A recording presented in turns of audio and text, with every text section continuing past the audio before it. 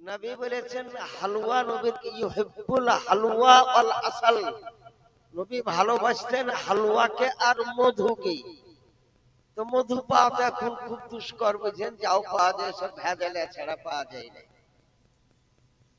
এই কারণে ওই হালুয়া রুটি করা যায়। দেওবন্দীদের কেতাবেও লেখা আছে তাই। দেওবন্দীদের কেতাবের নাম হচ্ছে হাফতে মসলা, লেখক হাজী ইমদাদুল্লাহ মুহাজির মক্কি, 6 পৃষ্ঠা, ইরশাদ ও মুরশিদ। তাকে প্রশ্ন করা হলো শবে বারাত হালুয়ার মুহররমের খিচড়ি সম্বন্ধে। तो उत्तर दिलो जो मुहर्रम का खिचड़ा और शबे बारात का हलवा खाना जाए। तो যদি না যায়, যেহেতু দেওবন্দীদের পীর আশরাফ আলী থানভী ওই না জায়েজ করেছে। আর কিতাব হাফতে মসলা অরিজিনাল কিতাব আমার বাড়িতে আছে, বুঝলেন। তাই আপনাদেরকে আরজ করি, কোন লোকের কথা শুনে বুঝেছেন যেটা হালুয়া খাওয়া হচ্ছে সুন্নাত, হালুয়া খাওয়া হলো সুন্নাত। আপনি অন্য খাবারও করতে পারেন, ওটা আমরা কোনো বাধা আপত্তি করি না। পোলাও করেন, কিন্তু নবী পোলাও জীবনে খান না। আপনি কোরমা করেন, ভাত করেন, ভাত খেয়েছেন কি না খেয়েছেন এরই দলিল আজ পর্যন্ত দুইটা পাওয়া যায়। আপনি গরুর গোশত করেন, খাসির গোশত করেন, গরুর গোশত আল্লাহ নবী খেয়েছেন মাত্র একটা হাদিসে হুজ্জাতুল ইসলাম হামিদ রেজা তিনি বর্ণনা করেছেন, বাদ বাকি কোনো হাদিস শরীফের মধ্যে নাই। উনি বলেছেন আয়েশা সিদ্দিকা রাদিয়াল্লাহু তাআলা আনহাকে যে একটা হাদিয়াতান গোশত দিয়ে গিয়েছিল, সেই গোশতে রান্না করতেছিলেন, তার খুশবু উঠতেছিল। তো রাসূলুল্লাহ সাল্লাল্লাহু আলাইহি ওয়াসাল্লাম বললেন যে আমাকে গোশত দাও। তো বলে হাজিহি সাদাকাতুন, এটা হচ্ছে সাদকা। বলে লাকে সাদাকাতুন ওয়ালি হাদিয়াতুন, তোমার জন্য এটা সাদকা, তুমি যদি এখন আমাকে দাও তো এটা হাদিয়া হয়ে যাবে। আলা হযরতের বড় পুত্র হুজ্জাতুল ইসলাম, খুব বড় আলেম, তিনি বলেছেন সম্ভবত ওই গোশতটা গরুর গোশত ছিল, ওই গোশতটা গরুর গোশত ছিল, এটাই লেখা আছে। তাই আপনি যে কোনো খাবার করতে পারেন, হালুয়া করতে পারেন, রুটি করেন, আপনি যা ইচ্ছা তাই করেন। পারেন যদি গরিব ফকির মিসকিন পাড়া প্রতিবেশী এদেরকে দেন। আমাদের গ্রামে হালুয়া রুটি প্রচুর করে, বুঝলেন। আমার বাড়ি দিয়ার জালি বাগিচা, নাম মোহাম্মদ নাঈমুদ্দিন রেজভী। তো ওই দেখবো যে ফারাজিরা হালুয়া রুটি করে না, তো ওদের ওদের লোকেরা, ওদের বিটি ছেলে বেটা ছেলে সব চাইতে চলে আসে। কেন তোদের বহু বিটিকে মানা করগা যে তোদের কাছে বেদাত, বেদাত খাবার নিতে আসিস কেন? তাই সুবহানাল্লাহ সুবহানাল্লাহটা পবিত্র রাত্রি, আপনারা দোয়া খাই করবেন। আর একটা কথা, পারেন তো 12 রাকাত কমপক্ষে নামাজ পড়বেন। আপনি 50 রাকাত পারেন, 100 রাকাত পারেন, ওটা যা পারবেন করেন, কিন্তু কমপক্ষে 12 রাকাত নামাজ পড়বেন। 2 রাকাতে সালাম ফিরিয়ে দিবেন।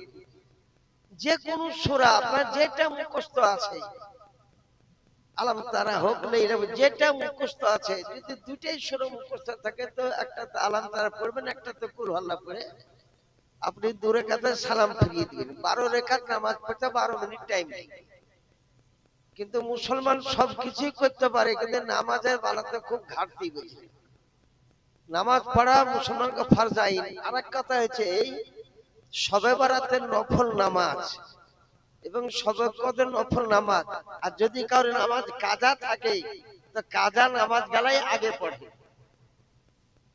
ওই শবে বরাতের নামাজ না পড়ে যে নামাজ কাজা আছে, নামাজ কাজা গেলাই আগে পড়েন, তাহলে কিছু ওয়াক্তে নামাজ কাজা আপনার আগিয়ে যাবে। ফরজ নামাজ কাজা রেখে দিয়ে নফল নামাজ পড়া চলে না। এই জুম্মার দিনে দেখা যায় মসজিদে প্রচুর লোক, কিন্তু দেখবেন ফজর নামাজ পড়েনি। কিন্তু ফজর নামাজ না পড়লে জুম্মার নামাজটা কি, ওকে যদি প্রশ্ন করি তো উত্তর দিতে পারবে না। তাই লেখা আছে খুতবার টাইমে কোনো নামাজ পড়া চলে না, কিন্তু আজকের দিনকার ফজরের নামাজ যদি কাজা থাকে তো ওর মধ্যে পড়িয়ে নাও, নাহলে তুমি ফতোয়ার জাদে পড়বে। বেরাদার ইসলাম, তাই আপনাদের সম্মুখে আমি কয়েকটা হাদিস শরীফ বর্ণনা করব। যে রাসূলুল্লাহ সাল্লাল্লাহু আলাইহি ওয়াসাল্লাম তিনি ইলমে গায়েব জানতেন। ইলমে গায়েবটা জরুরিয়াতে দিন। যে নবীর ইলমে গায়েবকে মানবে না সে মুসলমান ধর্ম থেকে বাদ, মুসলমান থেকে খারিজ। এই বুখারী শরীফের প্রথম খণ্ডে একটা হাদিস শরীফ আছে। রাসূলুল্লাহ সাল্লাল্লাহু আলাইহি ওয়াসাল্লাম একটা চিঠি লিখলেন। সেই চিঠিতে লেখা ছিল যে আমি কিছুদিনের মধ্যেই মক্কার লোকের সঙ্গে যুদ্ধ করব, কারণ মক্কার লোক খুব অত্যাচার করেছে মুসলমানকে। সাহাবায়ে কেরামকে মক্কাতে অত্যাচার করার কারণে হিজরত করে তিনারা চলে গিয়েছেন। যেমন হযরত আলী বড় ভাই জাফর বিন আবি তালিব অত্যাচার বরদাস্ত করতে না পারে আপন বিবি আসমা খাতুনের সঙ্গে করে চলে গিয়েছেন, বহু দূর চলে গিয়েছেন, নাজ্জাশী বাদশার দরবার চলে গিয়েছেন। আর কিছু কিছু মুসলমান হিজরত করে চলে গিয়েছিলেন। তাই রাসূলুল্লাহ সাল্লাল্লাহু আলাইহি ওয়াসাল্লাম তিনি মক্কা শরীফ থেকে যখন হিজরত করে মদিনা শরীফ গেলেন, তো যে রাত্রিতে মক্কা থেকে মদিনা যান সেই বিছানায় হযরত আলীকে শুইয়ে রেখেছিলেন। হযরত আলী নবীর গায়ে চাদরটা গায়ে দিয়েই তিনি শুয়েছিলেন। আর আরবের কাফেররা মিটিং করলো আজকে নবীকে কতল করতে হবে, আজকে নবীকে কতল করতে হবে। কে আছো নবীকে কতল করতে পারো? একজন হাত তুলে দিল, উমর ফারুক আজম, আমি নবীকে কতল করে দিব। যে কতল যদি করতে পারো তবে আরবের একটা সুন্দরী মেয়ে ছেলের সঙ্গে বিয়ে দিব আর একটা বিশাল বড় বিল্ডিং তোমাকে দিয়ে দিব। উমর ফারুক আজম রাদিয়াল্লাহু তাআলা আনহু উলঙ্গ তরবারি নিয়ে রাসূলুল্লাহকে কতল করার জন্য মক্কা শরীফে আসতেছিলেন। রাস্তাতে আবু নুয়াইমের সঙ্গে দেখা। নুয়াইম ইসলাম ধর্ম কবুল করেছিলেন, দুম্বা চড়াতে ছিলেন, মেষ চড়াতে ছিলেন। উমর ফারুক আজম উলঙ্গ তরবারি দেখে নুয়াইম জিজ্ঞাসা করে, উমর ফারুক আজম কোন দিকে এরাদা? বলে বানিয়ে ইসলামকে খতম করে দিব, জবাই করে দিব। বলে বানিয়ে ইসলামকে জবাই কত দূরের কথা, আমার একটা ছাগলের বাচ্চার সঙ্গে পাল্লা করতে পারবে না। এই দেখো এই বাচ্চা দুটাকে ধরে রেখেছি, ছেড়ে দিলে দুধ খেয়ে নেবে, আর ওই দুধ দহে আমি বিক্রি করে আমার সংসারটা চালাই। তবে বাচ্চা যেটাকে ছেড়ে দিচ্ছি, বাচ্চা তো জানে না উমর ফারুক আজম আমার সঙ্গে পাল্লা করছে, এটা তো জানে না। বাচ্চা তো একটা ছাগলের বাচ্চা, তাই ছেড়ে দিল। বলে বাচ্চা দুটাকে ধরে দাও। দৌড়তে দৌড়তে আগা ঘেরে নিয়েছিল, কিন্তু বাচ্চা পাল্টি খেয়ে ডান দিক দিয়ে আবার দৌড়ে মার কাছে পৌঁছে গেল। একটা ছাগলের বাচ্চাকে ধরার ক্ষমতা নাই, তুমি রাসূলুল্লাহ সাল্লাল্লাহু আলাইহি ওয়াসাল্লামকে কি করে কতল করবে? তোমার আপন বোন ফাতেমা বিনতে খাত্তাব, তোমার আপন ভগ্নিপতি আবু সাঈদ, এরা তো ইসলাম ধর্ম কবুল করেছে। আপন বোনকে সামলাইতে পারো না, আপন ভগ্নিপতিকে সামলাইতে পারো না, আর তুমি রাসূলুল্লাহর সঙ্গে পাল্লা করতে যাচ্ছ। মেজাজের রাগ খুব ডবল উঠে পড়ল। উমর ফারুক আজমের একটা ঘষির ওজন ছিল 1 কুইন্টাল। 1 নম্বর কুস্তিগীর ছিল। তো রাসূলুল্লাহকে ঘেরাও করতে না গিয়ে আপন বোনের বাড়ি গেল। বাড়ির ভিতরে কোরআনে কারীম তেলাওয়াত করতেছিল। আবু সাঈদ কোরআন শরীফ তার বিবি উমরের বোন ফাতেমাকে পড়াইতেছিলেন। আওয়াজ তো শুনতে পেলেন। তখন সূরা তাহা পড়তেছিলেন। তাহা মা আনজালনা আলাইকাল কুরআনা লিতাশকা ইল্লা তাযকিরাতাল লিমান ইয়াখশা। পড়তে পড়তে ওমা তিলকা বিয়ামিনিকা ইয়া মূসা ক্বালা হিয়া আসা আতাওয়াক্কাউ বিহা আলাইয়া। এইভাবেই সূরা তাহা তিনি পড়তেছিলেন। উমর ফারুক আজম একটা আরব দেশের 7-8 জন যে লেখাপড়া জানতো, তার মধ্যে একটা উমর ফারুক আজম ছিল। বাহির থেকে কোরআন শরীফটা শুনলেন যে এইরকম বাণী আজ পর্যন্ত তো কারোর কাছে শুনি নাই। দরজায় দস্তক মারল। কে? বলে আমি উমর। উমরের কথা শুনে চমকে উঠলেন ফাতেমা বিনতে খাত্তাব, অর্থাৎ উমরের বাপের নাম খাত্তাব, আর উমরের আপন বোন ফাতেমা, এর বাপের নাম হচ্ছে খাত্তাব। তো কোরআন শরীফকে লুকিয়ে দিলেন। আর আবু সাইদ উনি কোনদিকে লুকিয়ে পড়লেন। ফাতেমা খুলল, বলে তুমি ইসলাম ধর্ম কবুল করেছো? বলে হ্যাঁ আমি ইসলাম কবুল করেছি। ইসলাম ধর্ম কবুল করার পর মিথ্যা কথা বলে না। সাহাবায়ে কেরাম মিথ্যা কথা বলতেন না। বলে ইসলাম ছেড়ে দাও। বলে ছাড়বো না, ইসলামটাই সত্য ধর্ম। তোমার ফারুক আজম একটা ধাক্কা মেরেছে, তার দেওয়ালের সঙ্গে তার কপালে মাথাতে লেগেছিল, তাতে রক্তপাত হয়েছিল। উমার আপনা হামশিরা, একই মায়ের দুধ পান করা, একই বাপের জন্ম, রক্তটা দেখে তরবারিতে নিক্ষেপ করে দিলেন। ভাষা গলত কথা। আমার আপন বোন, যাকে ছোট থেকে কোলে পিঠে মানুষ করেছি, তাকে আমি ধাক্কা মেরে রক্তপাত করে দিলাম। অবশেষে শান্তি হওয়ার পর কি পড়তেছিলে?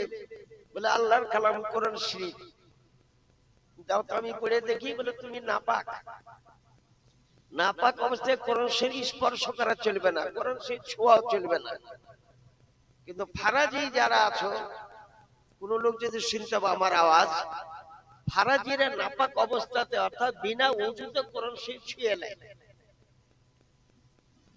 ওদের ডাক্তার জাকির নায়েক বলেছে, আরো মিজানুর রহমান আজহারি, এই সমস্ত গালা বুঝলেন। আর আমরা হচ্ছে মুসলমান, আমরা হচ্ছে হানাফি মাযহাবের ব্যক্তি। বিনা ওযুতে কোরআন শরীফ স্পর্শ করা হারাম। কোরআন শরীফে লেখা আছে লা ইয়ামাসসুহু ইল্লাল মুতাহহারুন, কোরআন শরীফ স্পর্শ করিও না যতক্ষণ তুমি পবিত্র। গোসল করা ফরজ হলে গোসল করো, আর যদি তোমার ওযু না থাকে তো ওযু করো।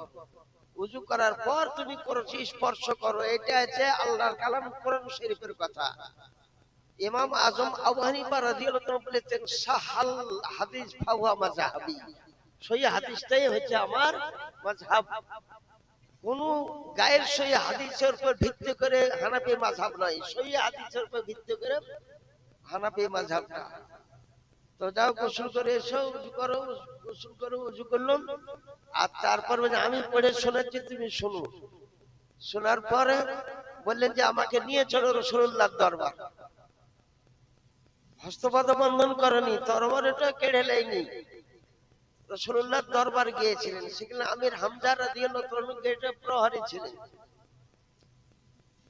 আর সেইখানে আমির হামজা বললেন যে ঠিক নিয়েতে আসো, তোমার ইস্তেকবাল করা হবে, আর বদ নিয়েতে আসো তো তোমার তরবারিতে তোমাকে দ্বিখণ্ডিত করে দাও। হুজুর বলেন কার সঙ্গে কথা বলছো? বলে উমর ফারুক আজমের সঙ্গে। বলে আমি উমরকে চেয়ে নিয়েছি। নবী বলেছে আল্লাহুম্মা আইয়িজিল ইসলাম বি উমর ইবনে খাত্তাব আবু জাহেল ইবনে হিশাম।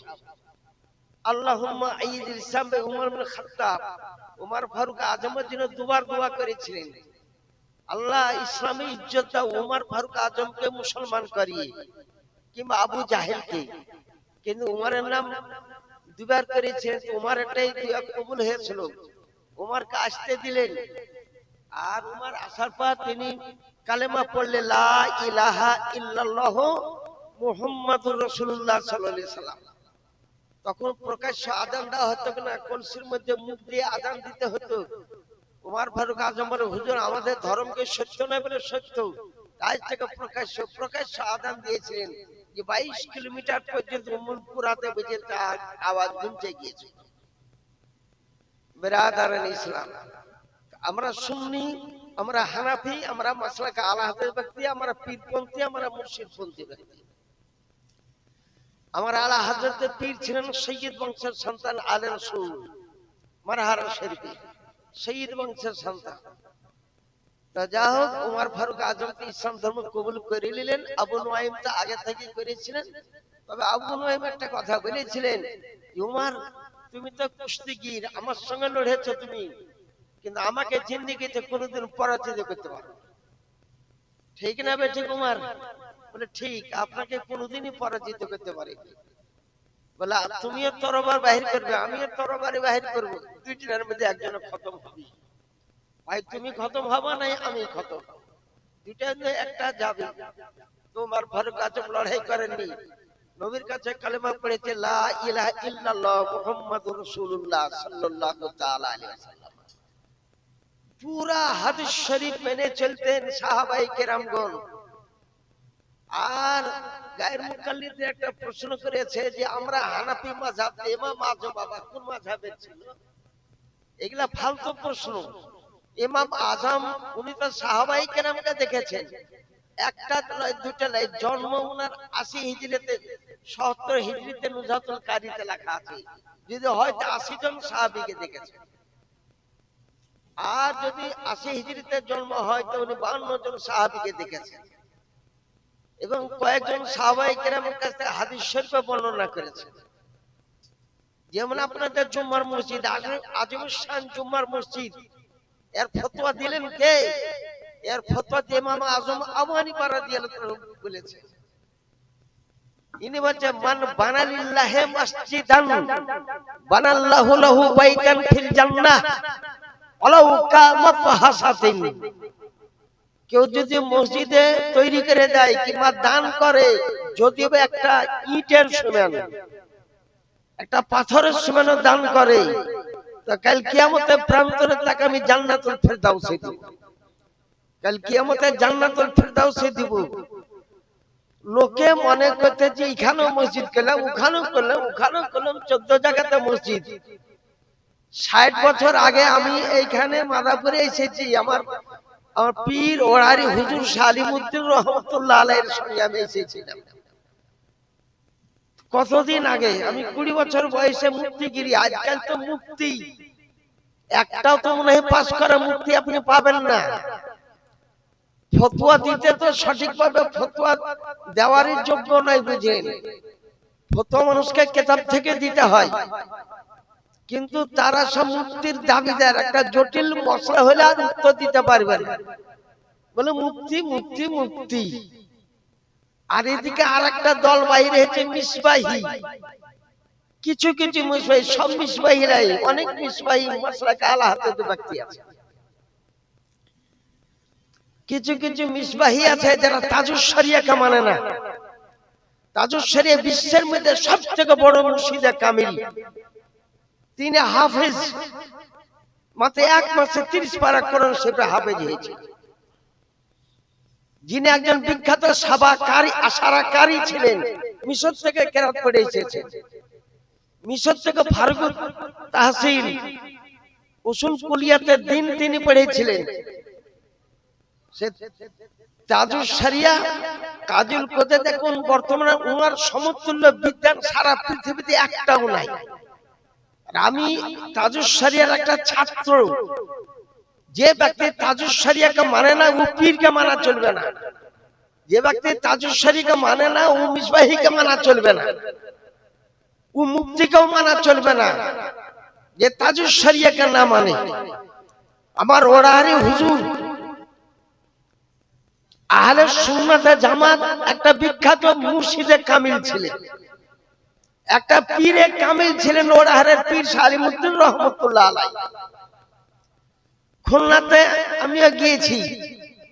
খুলনাতে দুটা লোকের অর্জন, একটা ইসলাম আহমদ চট্টগ্রাম, আর উনি 1 ঘন্টা বলতেন, তারপরে ওরাহারি হুজুর উঠে পড়তেন, সারা রাত ভোর রাতের আজান পর্যন্ত তিনি একাই দাঁড়িয়ে ওয়াজ করতেন খুলনাতে। আমি খুলনা 4 বার গিয়েছি। তাহলে পীরকেও মানতে হবে, যে পীরের আমার খেলাফ করে ওকে বাদ দেন। কিসের ভাই? আমি নয় মজুরি সব জায়গাতে বক্তব্য করে করে বেড়াই, কই আমার বিরুদ্ধে তো বুঝলেন কিছু করতে পারলো না। এমনি ভিতর ভিতর মেলা রকমের কথা বলি। তাই ইমাম আজম বলতেছেন, একটা মসজিদ কেউ তৈরি করলো কিংবা জায়গাটা দিল, কিংবা কোন গরিব মানুষ একখান ইটেরই দাম দিল, একখান ইটের এখন 10 টাকা, বর্তমানে বাজারে 10 টাকা দাম, একটা ইটি এনে দিল, তাহলে মান বানালিল্লাহি মসজিদান বানাল্লাহু লাহু বাইতান ফিল জান্নাহ ওয়ালাউ কামাতহাসাতিন। এখানে হুজুরটা আছেন, আরবি সম্বন্ধে মাফাহাসাতুন পাথরের টুকরাকে বলা হয়। পাথর দিয়ে আগুতে বাড়ি ঘর তৈরি করে, একটা যদি পাথরের টুকরা দেওয়া হয় তবুও জান্নাতুল ফেরদাউসে থেকে একটা বাড়ি দেওয়া হবে। হুজুরকে জিজ্ঞাসা করলেন, বাড়িটা কত বড় হবে? একটা গরিব মানুষ একটা ইটার দাম দিয়েছে, ওর বাড়িটাই কত বড় হবে? বলে আরদুহা কাদিস সামাওয়াতি ওয়াল আরদে, সাত জমিন আর সাত আসমানকে সাত করে দিলে ওর মেন গেট দিয়ে ঢুকে যাবে। গেট দিয়ে প্রবেশ করে দেবে, তাহলে বাড়িটা কত বড় থাকলো।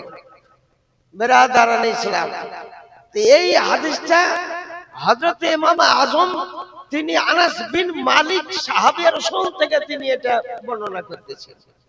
হাদিসটা বর্ণনা করতে তার বিখ্যাত ছাত্র আবু ইউসুফ, যারা সারবাক্কা পড়েছেন, হেদায়া পড়েছে, জামানা মাদ্রাসা ভালো মাদ্রাসা, যে ইমামে মুহাম্মদ ইমাম আবু ইউসুফ, ওয়ান আবি ইউসুফা ওয়ান আবি হানিফা ওয়ান আনাস ইবনে মালিক قال قال رسول الله صلى الله عليه وسلم من بنى لله مسجدا بنى الله له بيتا في الجنه ولو كما فحسته। ইমাম আবু ইউসুফ তার উস্তাদ ইমাম আজম থেকে বর্ণনা করতেছেন। ইমাম আজম সাহাবে রাসূল আনাস বিন মালিক থেকে বর্ণনা করতেছেন, আর আনাস বিন মালিক তিনি রাসূলুল্লাহর কাছ থেকে বর্ণনা করতেছেন। আনাস বিন মালিক বলেন, আমি 10 বছর নবীর বাড়িতে গোলামি করেছি। 10 বছর কত ভুল হয়েছে, একটা ভুলে রাসূলুল্লাহ ধরেননি। তাই বুদ্ধ ধর্মের ধর্মগুরু বলতেছে পৃথিবীতে সর্বশ্রেষ্ঠ কেউ মহান ব্যক্তি যদি থাকেন তিনি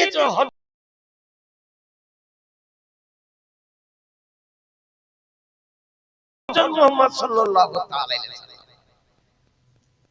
ওই শিখেদের ধর্মগুরু সে বলেছে পৃথিবীতে কোন শ্রেষ্ঠ মহান ব্যক্তি থাকে তিনি হচ্ছে আমার নবী, তিনি হচ্ছে মুসলমান নবী হযরত মুহাম্মদ মুস্তাফা সাল্লাল্লাহু আলাইহি ওয়াসাল্লাম।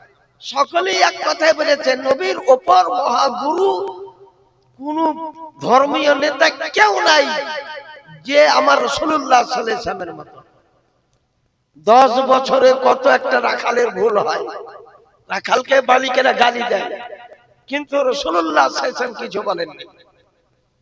10 বছর গোলামি করার পর তাহলে কতটা হাদিস মুখস্থ করলেন নবীর কাছ থেকে, সব হাদিস মুখস্থ করেছে আনাস বিন মালিক রাদিয়াল্লাহু আনহু।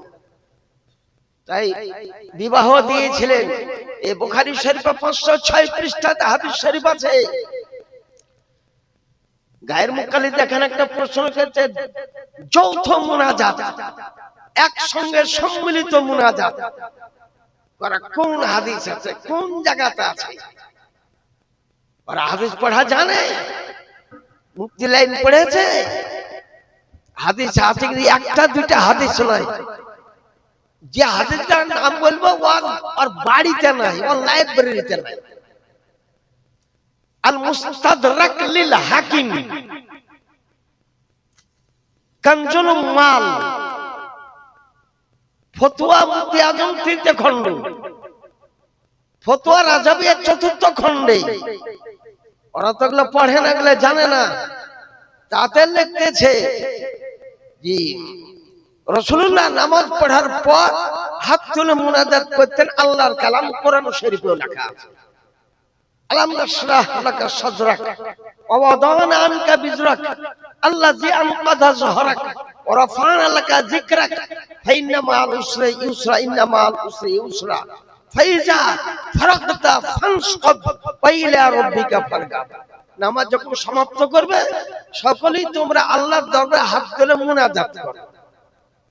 তো কোরআন শরীফের যে তরজমা জানে না, হাদিস তো জানেই না, বুঝলেন? 2 বছর 3 বছর মৌলবি হয়ে ছেড়ে গেল। কই আমি এত বলি, কই একটা লোকের চ্যালেঞ্জে দাঁড়াতে পারল না,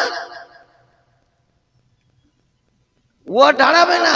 ওই আমাদের কোন মুন্সি হয়তো মসজিদ ইমামতি করতে, তার সঙ্গে 4 দোকানে 8 দোকানি ওদের মাদ্রাসা, 4 দোকানে খুব বকবে, 4 দোকানে এতে ওতে।